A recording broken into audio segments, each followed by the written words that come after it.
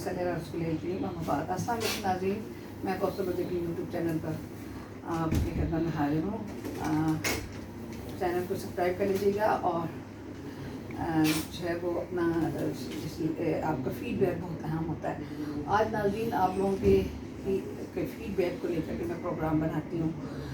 तो जिस तरह आपने जिन जिन लोगों की तारीफ़ की और लिखा बताया कि आपको पसंद आए हैं और उनके प्रोग्राम्स का, तो उन्हीं को मेहमान को आपके पसंदीदा को मैं लेकर हाजिर हुई हूँ। ये मेरे भी पसंदीदा है ना, ये अपना आसिफ बशीर साहब हैं, RIUJ के प्रेसिडेंट हैं और सीनियर सेक्रेटरी हैं और सीनियर जो है वो कॉरेस्पोंडेंट हैं जियो चैनल के, और वैसे हमारे बहुत ही पार्लियामेंट के बहुत ही अहम सहाफ़ी हैं और अक्सर जो है वो लोग अपने तजिए और रिपोर्टों के लिए इनसे ही हम लोग राब्ते में रहते हैं।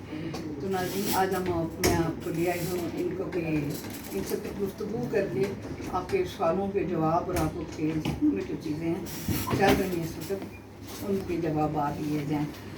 तो अस्सलाम वालेकुम जी, कैसे हैं?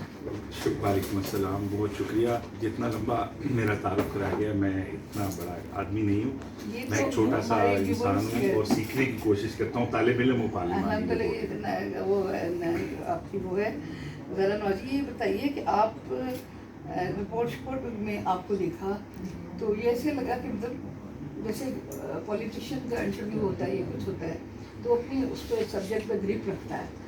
तो आपने जैसे अपना एजाज से ये सब हमारे बहुत अहम रिपोर्टर हैं और सब बड़े उभरते हैं, उनके प्रोग्राम में मैंने देखा कि आपने बिल्कुल जो है वो एक चीज़ को जैसे एक नुक्ते को सॉर्ट ऑफ कर देते हैं, इस तरह आपने हो गया। तो देन मेरे जो व्यूवर्स उनकी रिएक्शन आना शुरू हो गया। तो आप शुक्र है कि आज आपने मुझे टाइम दिया, आपको मिल गया।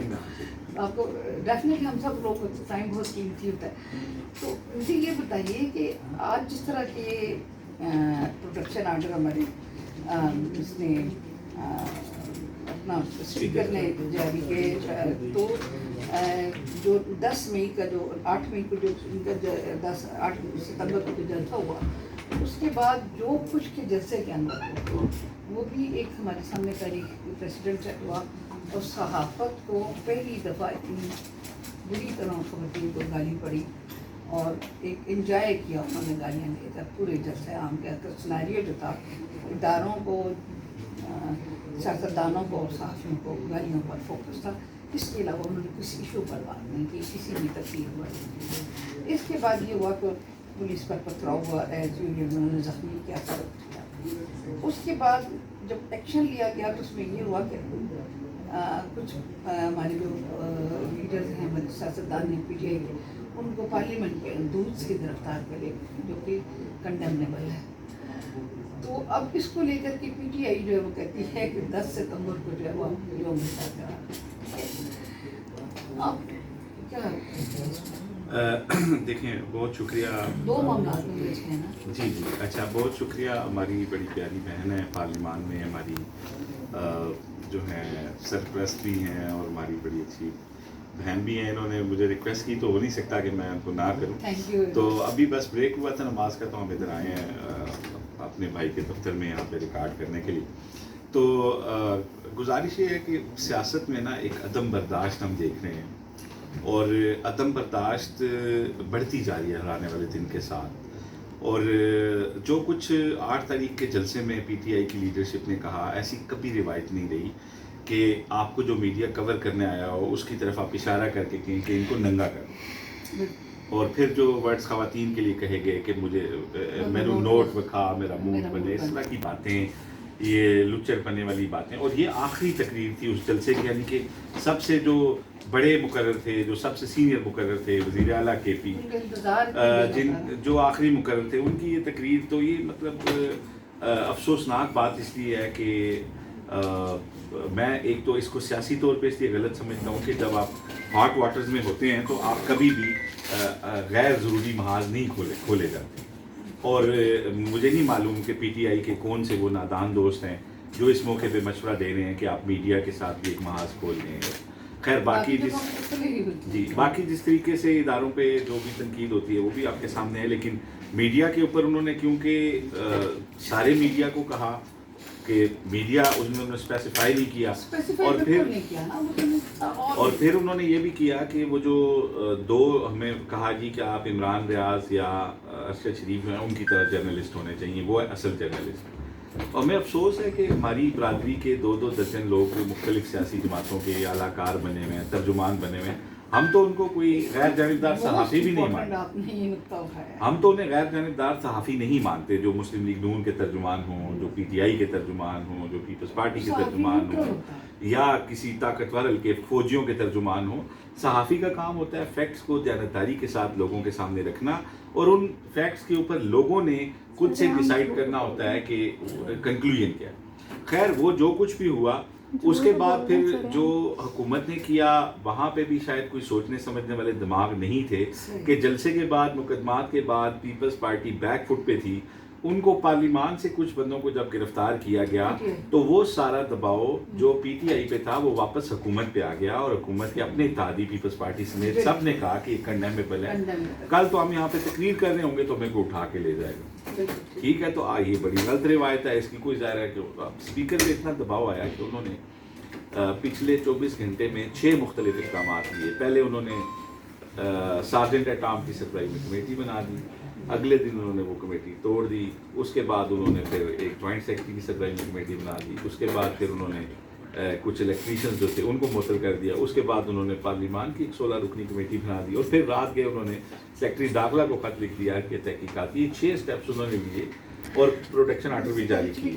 تو ان کو اوپر بھی بڑا شدید دباؤ. اب سوال یہ آتا ہے کہ اسپیکر اگر لا علم تھے، یا تو لا علم تھے گرفتاری کے حوالے سے، اور یا ان کے علم میں تھے. اگر وہ لا علم تھے تو یہ بہت ہی تشویشناک بات ہے کہ کسٹوڈین کو نہیں بتایا گیا.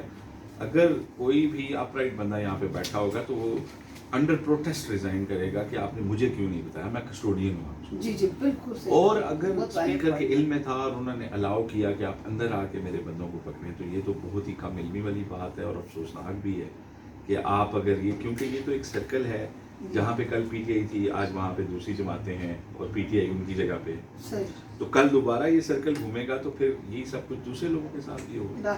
تو کوئی بھی حکمران جو ہوتے ہیں ان کو یہ سوچنا چاہیے. خان صاحب بھی کہتے تھے اس مہینے میں فلاں کو پکڑ لوں گا، اس مہینے فلانا اندر ہو جائے گا. تو اب آج وہ جیل میں ہے تو کہتے ہیں میں غلط اندر ہوں. بات یہ ہے کہ آپ پھر کل بڑی اچھی باتیں ہوئی عوام کے اندر. سب نے یہ کہا کہ یار کوئی رولز آف بزنس طے کریں، کوئی گیم کے اصول بنائیں اور اس کو ہم پھر سارے فالو کریں. تو یہ پھر انہی کا پرابلم ہے. یہ اسٹیک ہولڈرز کو تسلیم نہ کرنا بہت بڑی غلطی ہوتی ہے، اور اسٹیک ہولڈر کو تسلیم نہ کرنا کم عقلی بھی ہوتی ہے. سیاسی جماعتیں اسٹیک ہولڈر ہیں اس سارے نظام کی، اور چھوٹی بڑی وہ ہو سکتی ہیں، پارلیمان کی میں ان کی نمائندگی کم زیادہ ہو سکتی ہے، لیکن ایسی تمام جماعتیں جن کو لوگ پسند کرتے ہیں، جنہیں لوگ ووٹ دیتے ہیں، جنہیں لوگ لائک کرتے ہیں، وہ اسٹیک ہولڈر ہیں اس سیاسی نظام میں. تو یہ اب اس کو اپریشیٹ کرنا چاہیے کہ ہم اس اسپیکر نے صادق صاحب نے پروڈکشن آرڈر کر دیے، جبکہ پچھلے دور میں عمران خان کے سارے پی ٹی آئی کے دور میں تمام گرفتاریاں بغیر کسی اس کے ہوتی رہی، اور کسی کا بھی یہ بات درست ہے کہ اس سے پہلے بھی، یہ تو خیر پارلیمنٹ سے ریلیٹڈ واقعہ تھا تو انہوں نے کیا، لیکن اس سے پہلے بھی ایاز صادق ہمیشہ پروٹیکشن آرڈر جاری کرنے میں بہتر ریکارڈ رکھتے ہیں. انہوں نے اس سے پہلے بھی جب اسپیکر تھے تو پروٹیکشن آرڈر جاری کیے تھے. تو ابھی جو واقعہ ہوا بڑا انفارچونیٹ ہوا، اور اسپیکر نے اچھا اسٹیپ لیا ہے کہ کم از کم ارکان کو واپس بلایا. ابھی پتہ چلا ہے کہ ہائی کورٹ نے ان کا فزیکل ریمانڈ بھی ختم کر دیا، تو شاید وہ بیل کے لیے بھی جا سکیں گے.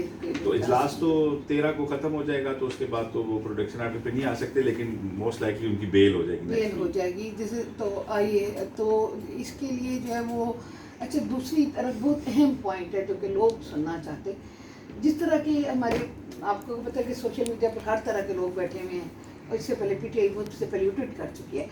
تو آپ یہ بتائیے کہ جس طرح جنرل فیض حمید کو گرفتار ہوئے اور ان کا جب کورٹ مارشل ہو رہا ہے یہ اور وہ بند ہے اندر، اس لحاظ سے سوشل میڈیا جی کے اوپر ہر روز ایک اس طرح کی خبر پھیلتی ہے کہ جی انہوں نے یہ کہہ دیا.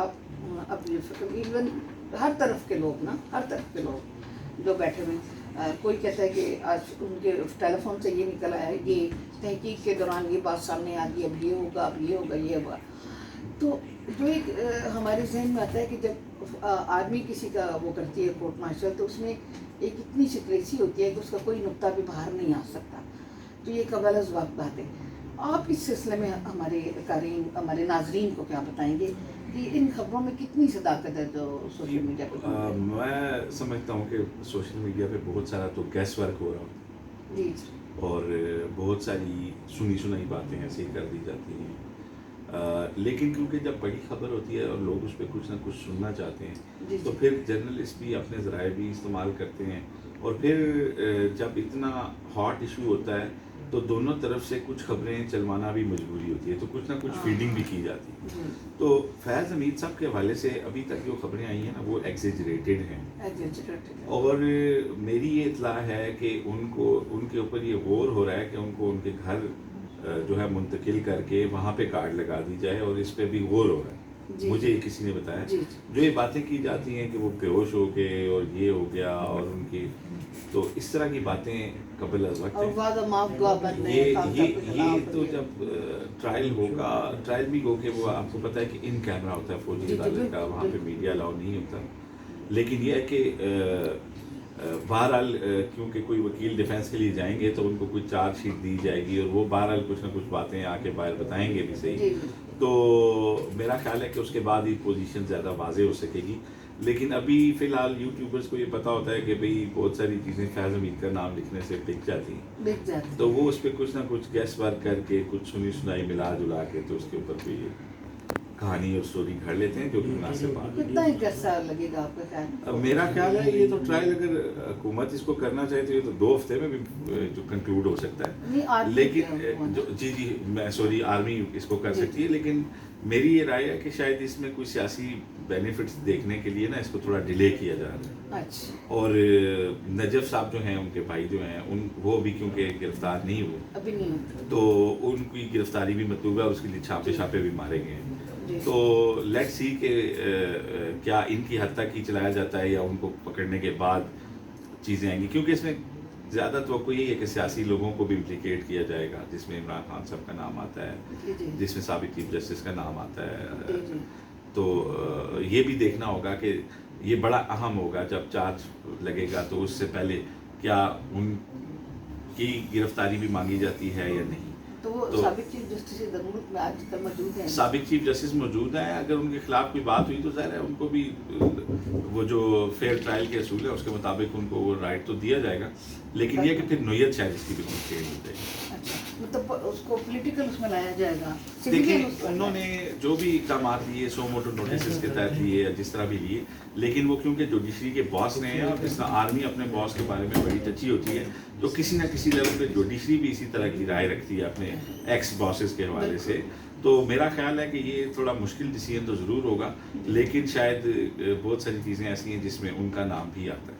आता है। सही है, बहुत शुक्रिया आपका, आपने बहुत ज़्यादा भाम को क्लियर कर दिया और अब जो लोग हैं उनको अपनी राय बनाने में बहुत आसानी होगी। बहुत शुक्रिया आपके टाइम का, आपके कीमती टाइम का। तो आपको अल्लाह मियां बहुत तरक्की के मुनाजिर जाकर अब हमारे बहुत बड़े पर्सन बनने जा रहे हैं। और जब मेरे ख्याल में अब तलत हुसैन साहब का और इन लोगों के उसमें मुकाबले में आ रहे हैं, अल्हम्दुलिल्लाह। तो नाज़रीन, आपने सुना कि एक तो ये कि जिस तरह 8 सितंबर को जो कुछ पीटीआई ने किया उसके बारे में जो है वो एक तरफ तो ये था कि स्टेट के बारे में, और उन्होंने जो है वो ले करके सबको एक ही उससे हाँका और सबको जो है वो गालियाँ दे दी पीटीआई वालों ने और सब लीडर ने, और उनके बिलखुसूस बिल्तिस्तान साहिब लीडर ने तो गंद की इंतहा कर दी कि जिनकी बातें आप दोहरा भी नहीं सकते।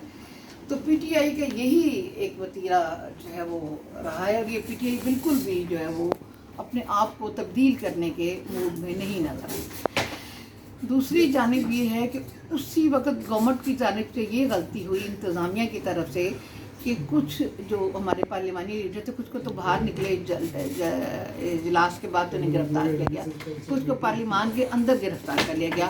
और जैसा कि हमारे ये कोलीग बता रहे थे कि ये नहीं पता कि स्पीकर की नॉलेज में था या नहीं था।